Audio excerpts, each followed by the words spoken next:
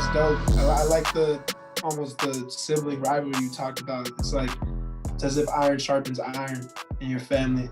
You guys Oh yeah, all for sure. you got a circle of guys just trying to push each other to get better. That's awesome. Yeah. All right. What is your biggest piece of advice for young Badgers, young Badger athletes, young Badgers in general, starting this fall, coming into college? My biggest advice to young Badgers. Could you do athletes and then non-athletes? Okay. Okay. Yeah, I'll do that. Okay. So my biggest advice to non-athletes, I'll go non-athlete first. Badgers would be to know what you want to do, like get into your major. You don't want to be, if you can. Now, granted, you might think you want to do something and then you hate it.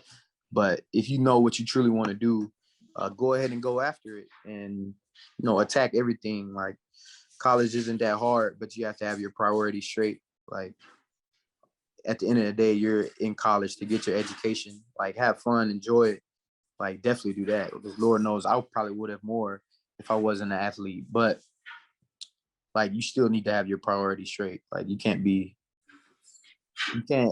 get peer pressured into going out or going to some party or whatever it is. If you know you got something to do, like handle your business first and then enjoy it. Like I think that's the thing that people don't tell you about college. Like handle your business first and then do whatever you want. So that would be my biggest advice for non-athletes. For the athletes, same academic advice, but athletically, I would say the same thing. Like handle your business. Like you need to conduct yourself in an orderly manner. Like not saying you have to not be you, like definitely be you, but like conduct yourself in the way that you would want, the world to see if you were being recorded all the time, because you basically are. 2, work like no other. Like you need to, like for me, my goals coming in were like I wanted to be known as one of the hardest workers on the team. By the time I finished my freshman year, I was like, I want people to know, like, man, he's a hard worker. He's a smart football player. He knows the playbook. At least he knows his position. We can trust him. We can put him out there. We trust him. I wanted to gain the trust of my teammates. I wanted the trust of the seniors. That's what I wanted. So I would say strive for that because it'll set you up for great success. And to also please use all the resources that might be offered to you. Like, even if you think you're not going to use it right now, and even if, you play professionally, like at the end of the day, even if you play 10, 12, 15 years, like you're going to retire and you're going to be like 35, bro. Or ma'am, like you still need to have a backup plan. And it's not necessarily a backup plan. It's just like an exit. It's an exit strategy. Like, because at the end of the day, you're going to exit. You're going to exit somehow, some way. You're going to exit, rather it be you don't make it or you retire or whatever it is, like you're going to exit. So you need to have, yourself in order for when you do exit, period. And it could be at the end of your college career, or it could be, if you play professionally for a little while, but definitely need to have exit strategy and definitely use your resources. Talk to everybody. Like somebody should be able to walk into your athletic program and ask anybody there. Even if somebody's working at the front desk, they should be able to ask about you, and they should all have the same answer. Like, man, I love that kid. They always have their business handled. They always take care of their business. They're always coming in here with the right attitude. It's always a pleasant time when I talk to them.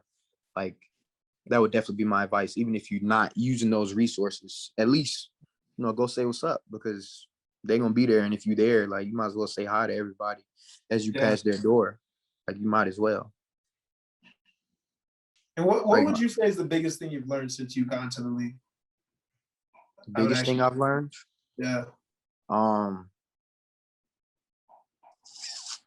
So I have like 2, I guess, one on, one off the field. So on the field, I learned that truly taking care of your body is going to help you in the long run. Like at the end of the day, that's what's going to help you.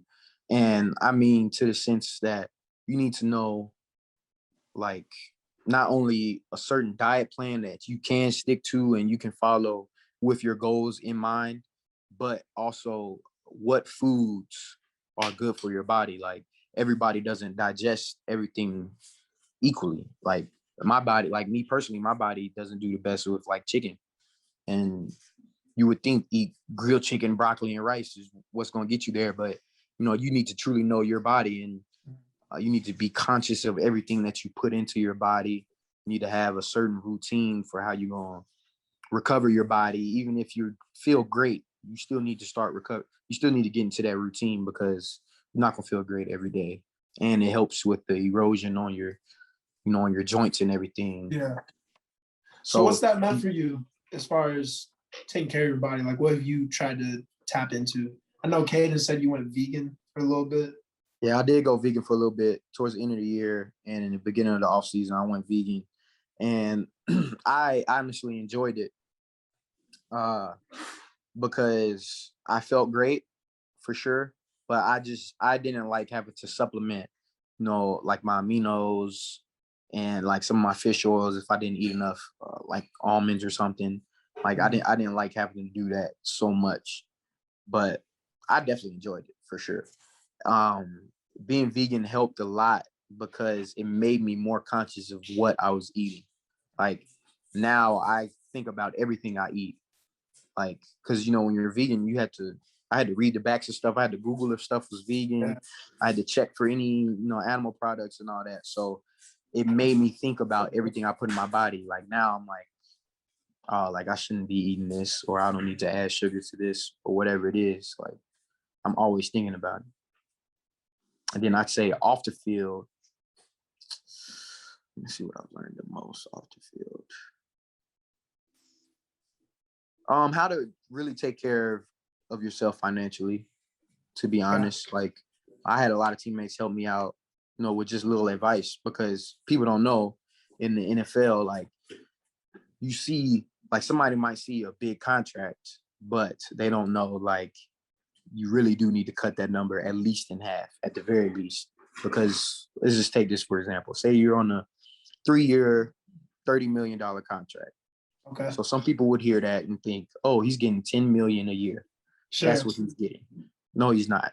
So first of all, he's going to get heavily taxed because you're now in the highest tax bracket. So you just got to cut that in half.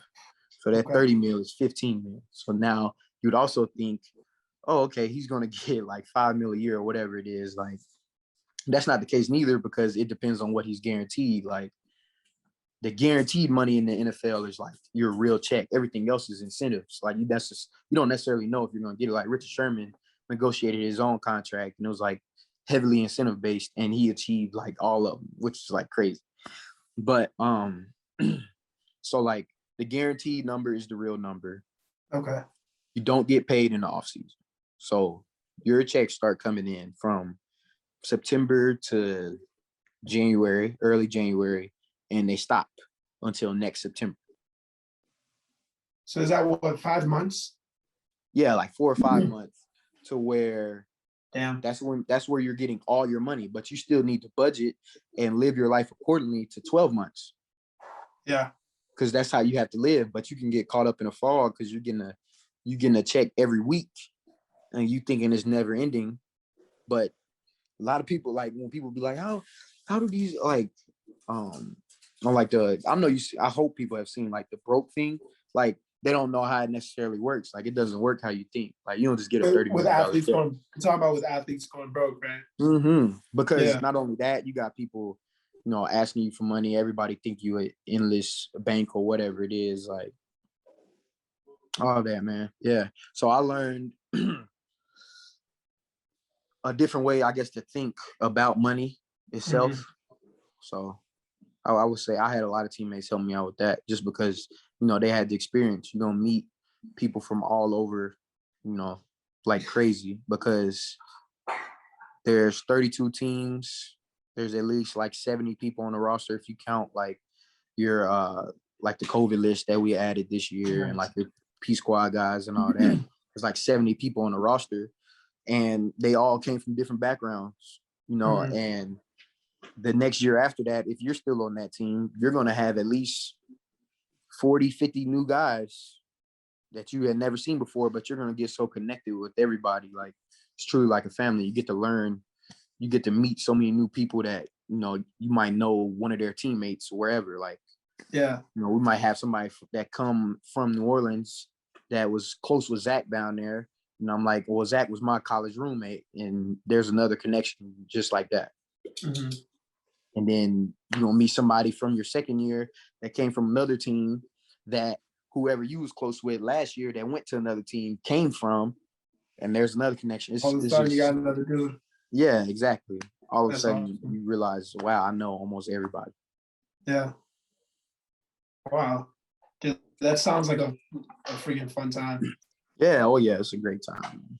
It's a great time. I was talking to Olivia before. I was like, football is crazy because like you work your like majority of players, at least a lot of them, you've been playing football your whole life. And then when you with the goal of playing in the NFL, but once you get to the NFL, like you're on the back end of your career without you even knowing. Damn. Yeah. Yeah. That's crazy. Never thought about that, huh? That's crazy. Yeah. That's okay. So, all right. So I started playing football freshman year of high school.